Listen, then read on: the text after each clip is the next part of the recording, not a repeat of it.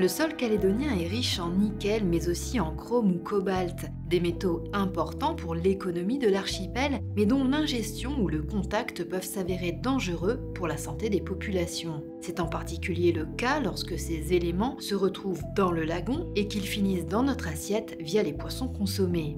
Face à ce problème sanitaire et environnemental majeur, 4 chercheurs de l'ISEA, l'Institut des sciences exactes et appliquées de l'Université de la Nouvelle-Calédonie, étudient depuis 2017 la capacité de certaines plantes du littoral à retenir ces métaux. Ce sont des plantes particulières qui sont particulièrement adaptées au stress et notamment au stress salin. Par exemple, le faux-pourpier que l'on connaît très bien en Nouvelle-Calédonie. Donc ces plantes, on les étudie pour savoir comment elles peuvent donc résister et capter ces métaux.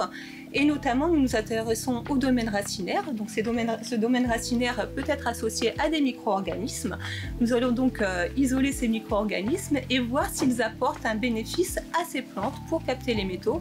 En ce moment, en fait, on fait des tests directement en pot, soit sur sol naturel, soit sur sol naturel sur lequel on va ajouter des métaux pour voir comment se comporte la plante. Et on est en parallèle en train d'isoler et de purifier les micro-organismes qu'on a isolés des plantes in situ. On teste ces micro-organismes pour leur résistance aux métaux et pour leur capacité à aider la plante à s'installer sur ces milieux hostiles. Et enfin, on essayera de faire des tests en pot en premier lieu pour rajouter ces micro-organismes qui auraient un potentiel pour aider à capter et à stabiliser les métaux au niveau des racines. Actuellement, nous avons surtout une doctorante, Pauline Bonaventure, qui travaille à plein temps sur ce sujet. Je suis en train de repiquer des champignons. Donc les bactéries et les champignons de plantes qui sont résistantes au sel ont été isolés pour justement sélectionner certaines souches afin d'améliorer la technique de phytoremédiation, c'est-à-dire de captation des métaux par les plantes. Pour mener mes expériences, j'ai besoin de tout un tas de matériel et de machines, mais aussi de temps.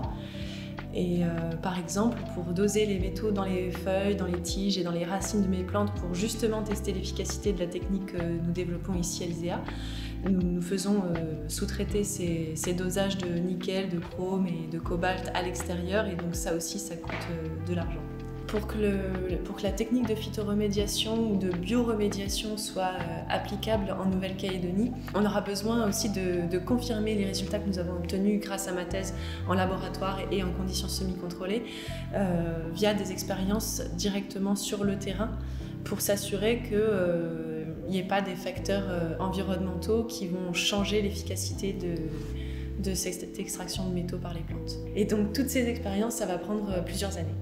Alors qu'une partie du lagon calédonien est classée au patrimoine mondial de l'humanité dans un contexte de développement minier et d'urbanisation, les résultats de ce programme de recherche pourraient bien être une des clés de la préservation des milieux et de la santé des populations. Les applications sur le terrain pourraient alors prendre différentes formes. Alors concrètement, nous, ce qu'on espère un jour, c'est de pouvoir utiliser ces plantes et ou les micro-organismes avec lesquels elles travaillent au quotidien comme une barrière végétale aux métaux entre la terre et la mer. On va mettre, nous l'espérons, au point des technologies innovantes avec nos micro-organismes et découvrir des micro-organismes intéressants. Et ce qu'on aimerait faire aussi, c'est essayer de mettre au point avec ces micro-organismes des biotechnologies innovantes de décontamination de l'environnement au sens large et de l'eau en particulier, en les bloquant sur des supports simples, des fibres végétales, pour faire des filtres naturels pour capter ces métaux. Il y a beaucoup de potentialités d'ouverture à l'international puisque les travaux que nous avons entrepris dans le cadre de la thèse de Pauline, les micro-organismes que nous avons isolés et les développements biotechnologiques que nous envisageons seront bien sûr appliqués en priorité en Nouvelle-Calédonie, mais pas que. Ils seront facilement transférables et transposables tant d'un point de vue théorique que pratique sur d'autres endroits de la planète, puisque ces problèmes de contamination à ce qu'on appelle les ETM, les éléments traces métalliques, tous ces métaux comme le nickel, le chrome, le cobalt et autres, sont des phénomènes qui ne sont pas propres à la Nouvelle-Calédonie. Ils sont internationaux et donc effectivement nous pourrions avoir des retombées et des applications ailleurs dans le monde. En tout cas, nous, c'est ce qu'on espère. Un programme de recherche qui a bénéficié du soutien financier de la Fondation universitaire, une structure qui, depuis 2016, permet aux mécènes, entreprises privées ou particuliers, d'apporter leur contribution financière à de tels projets. Alors si vous aussi vous souhaitez contribuer au développement des projets qui feront l'avenir de la Nouvelle-Calédonie, devenez mécène de la Fondation universitaire.